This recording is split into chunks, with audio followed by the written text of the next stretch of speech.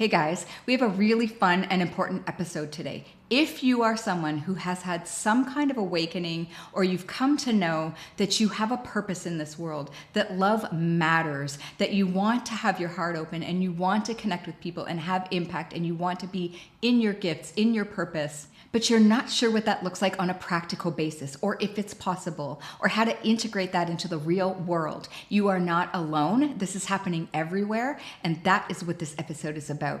Please enjoy. I would love to hear your feedback. Here we go. This is the Leading with Love podcast. We're gathered here to open our hearts, expand our souls, live fully in our gifts, and co-create the world we want to see. Let's dive right in. Hey, amazing beings. Welcome and welcome back. I'm your host, Shauna, and I'm so grateful you're here, as I always start with, because it is a fact. We are human beings before we are anything else, and that connection and that recognition is more important than any business conversation we could ever have. It needs to be the underpinning and the underlying factor to any business conversation we ever have. And this is actually something that I want to dive into today. What we're going to be talking about is if you are an entrepreneur, you're a C-suite executive, you are running a company, or perhaps you have a team of salespeople or a roster of clients if it's just your own business. Maybe you're running a nonprofit or a foundation, or you are responsible for a community organization of some sort. If this is you, this is who I am speaking to today, because so many of us, and this is the work that I am up to in the world, are finding as we go through a spiritual awakening that there is a challenge integrating that into the business world. And I also know from the circles that I'm in that this is happening more and more, and the weaving together of our spirit and our heart and who we really are, our humanity, with the world of commerce and business and entrepreneurship is such a beautiful thing, and it is happening. More and more people are talking about this every day. Even some really famous folks whom I've spoken about before in various places who used to be in the sort of success crush it world are talking about things like empathy and kindness and spirit and heart and love. And I know that I am not the only one. And it is such an imperative conversation right now. And so that integration is what I want to talk about today. Here's a typical example that I see. You go on a retreat. And perhaps you do some plant medicine, or you do some deep healing work. It's a meditation retreat, or it's something that brings you into more depth of exploring who you are and doing some healing work and really looking in those dark places perhaps you had not had time or willingness to look at before. And you start discovering who you really are. Your heart starts cracking open. Your spirit starts speaking to you because you feel intuition or gut instinct more than you did before.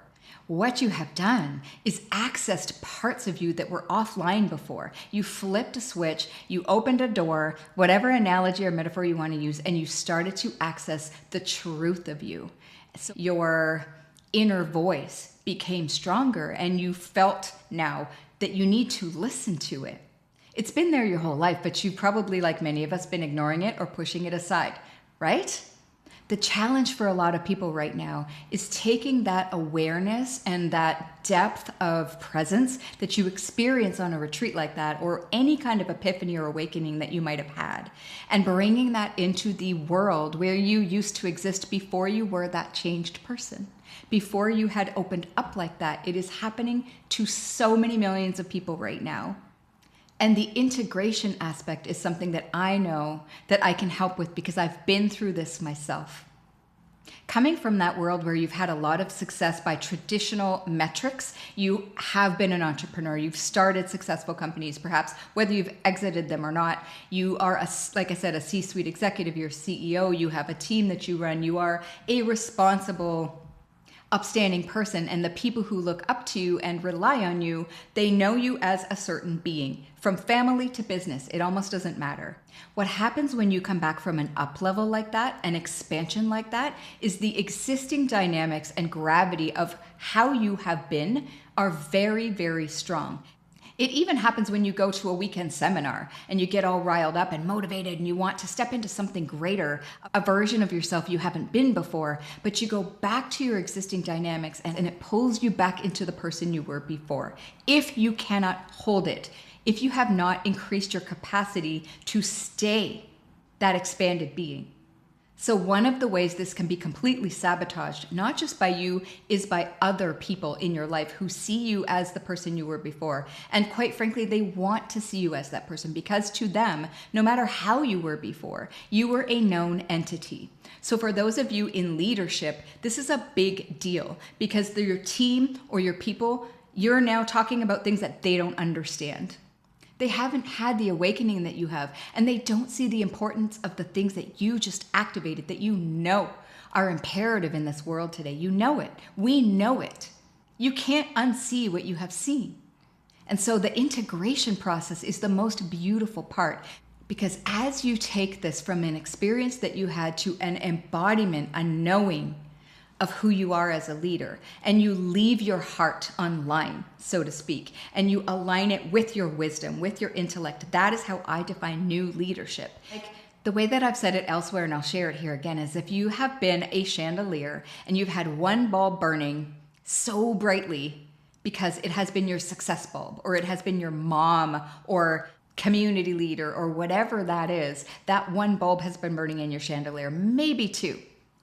And you go away and you come back and these things want to be lit up in you. You want to use your heart. You want to use your intuition. You want to have impact. You want to have a business or a team or a community with more purpose. You know that you came here with a blueprint to fulfill, and only you can do it. And that is where the integration lies.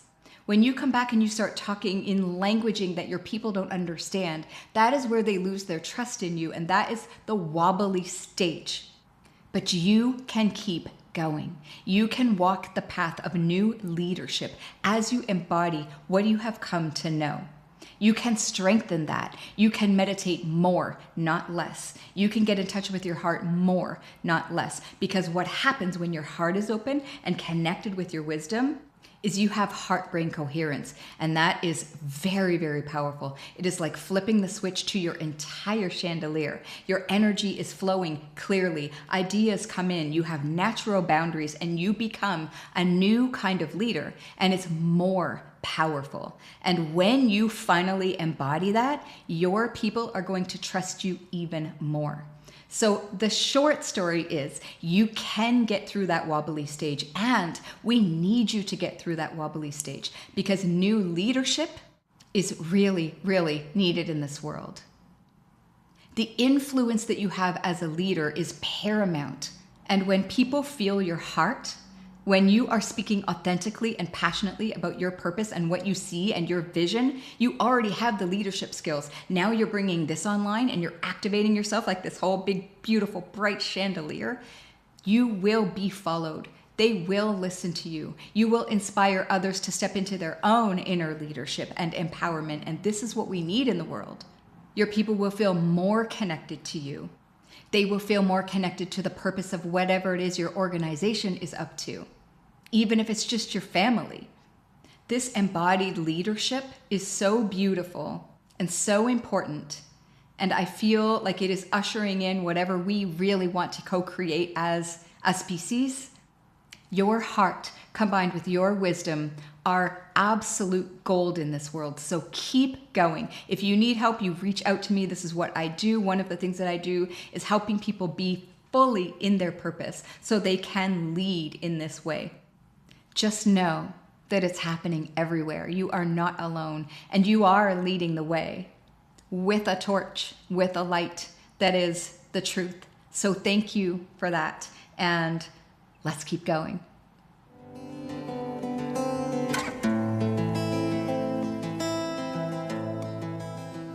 Wherever you are and whatever you're doing, I hope you enjoyed this episode and it helped you open your heart, feel inspired, and know that we are all connected. Please subscribe and share so this work can touch more people. This is how we co-create the world we want to live in. Thank you so much again for joining us, and talk to you next time.